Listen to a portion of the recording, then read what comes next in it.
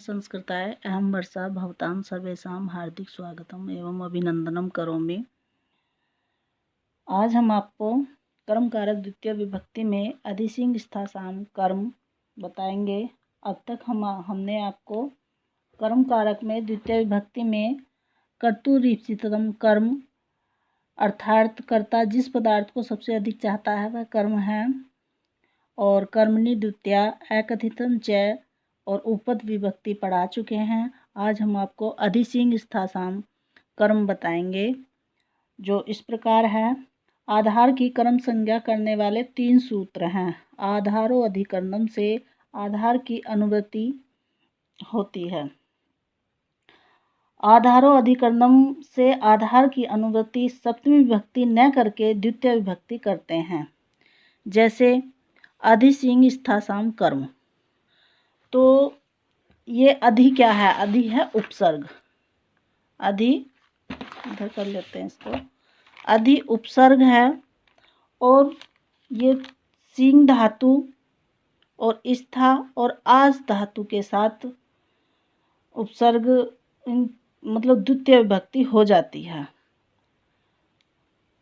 सिंग, स्था एवं आस धातुएं यदि अधि उपसर्ग आती हैं, यदि अधि उपसर्ग है तो उनके आधार में द्वितीय विभक्ति होती है।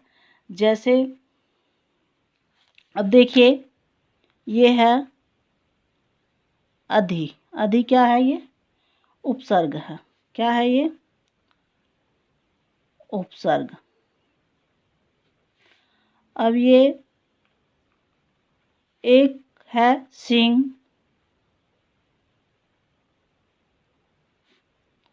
फिर स्था और फिर आस। ये सब धातुएं हैं। सिंह में सोना, सिंह में क्या होता है? सोना। और स्था में ठहरना, ठहरना। और आस में बैठना। ठीक है, तो इन तीनों के अलग अलग उदाहरण इस प्रकार हैं। जैसे सिंह में सोना, तो इसमें हरि वैकुंठम एक ये सूत्र है। हरि वैकुंठम अधिशेते, अधिशेते।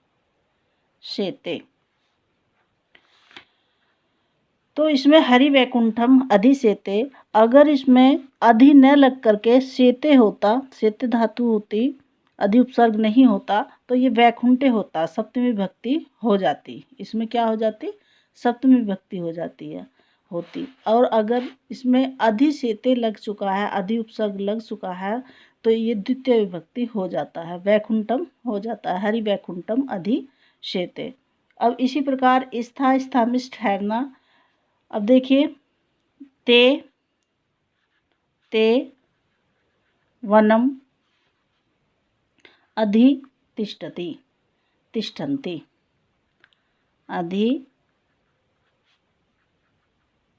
तिष्ठन्ति। ते में से बहुवचन में आ जाता है ना, तो ते वनम अधि तिष्ठन्ति, वे वन में ठहरते हैं। ते में वे वन में ठहरते हैं। अगर इसमें उपसर्ग नहीं होता, तिष्ठन्ति होता, तो इसमें वर्णे हो जाता, तो सप्तमी विभक्ति हो जाती। अगर इसमें अधि उपसर्ग लगने पर ही ये द्वितीय विभक्ति हो गई है। कौन सी विभक्ति हो गई है? द्वितीय विभक्ति हो गई है। अधिसिंग स्थासाम कर्म। ठीक है, कर्म संज्ञा हो जाती है। अब देखिए, अधि आस, आस मिस होता है बैठना, आस मिस बैठना, तो है ये निरपय है। निरपय कह लीजिए या भूपति, कुछ भी निरपय है। सिंहासनम, निरपय है सिंहासनम अध्यास्थे, अध्यास्थे। ठीक है, इसमें यन संधि होकर अध्यास्थे हो गया है। तो निर्भय सिंहासनम अध्यास्ते, इसमें आस्ते अगर शब्द होता तो सिंहासने मतलब सप्तमी विभक्ति हो जाती। अधि आने पर अधि, अध्यास्ते ये यन संधि होने के बाद अध्यास्ते हो गया, तो यह निर्भय सिंहासनम अध्यास्ते। तो राजा सिंहासन पर बैठता है।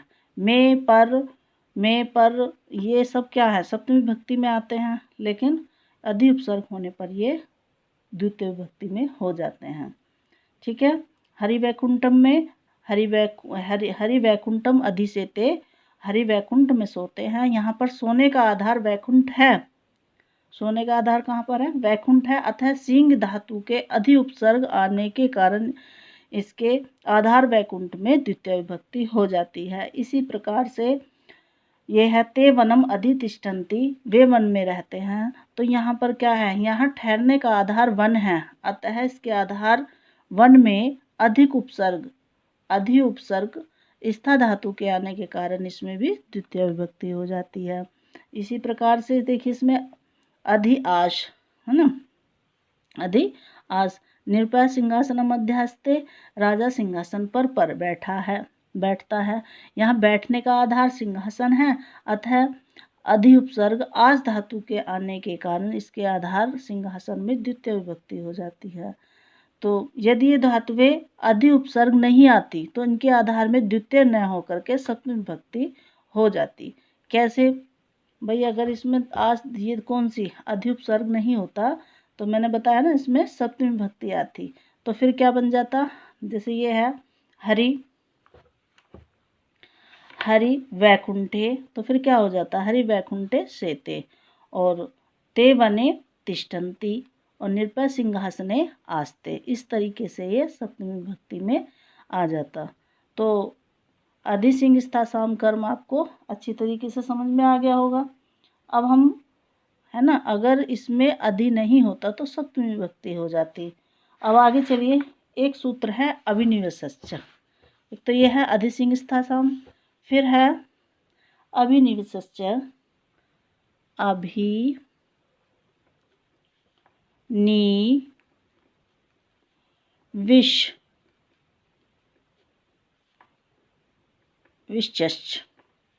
इसमें क्या है, अब देखिए इसमें दो उपसर्ग एक साथ लगे होंगे।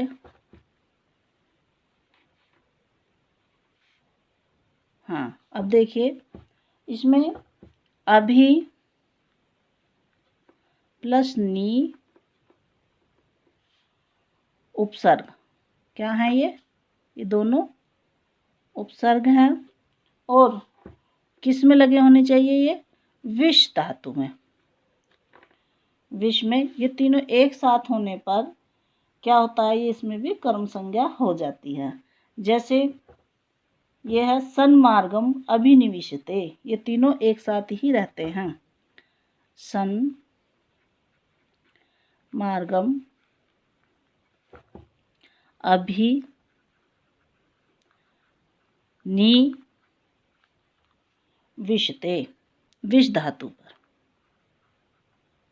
विशते। ठीक है। इसी प्रकार है धन्या सा कामिनी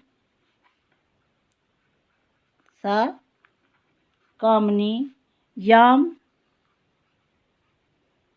इस माँ को माँ है ये समझ लेना इसे, याम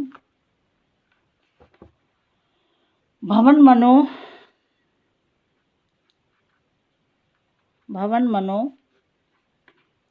अभिनिविशश्च,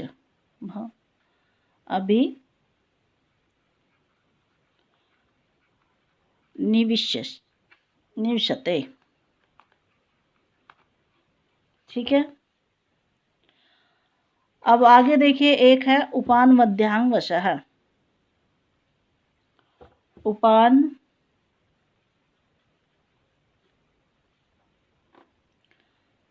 उपान वध्यांग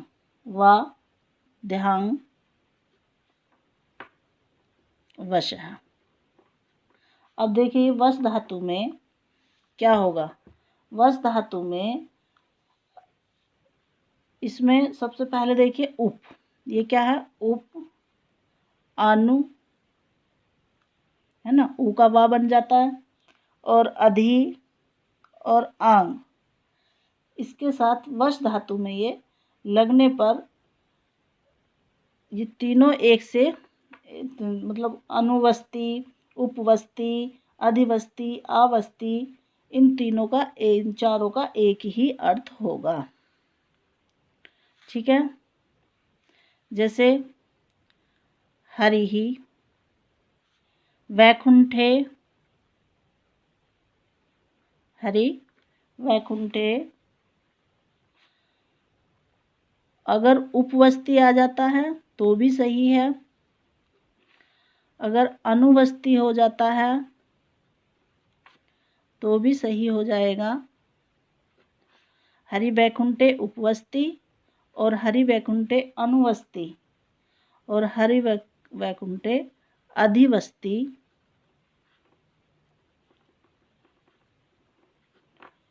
और हरि वैकुंठे आवस्ती,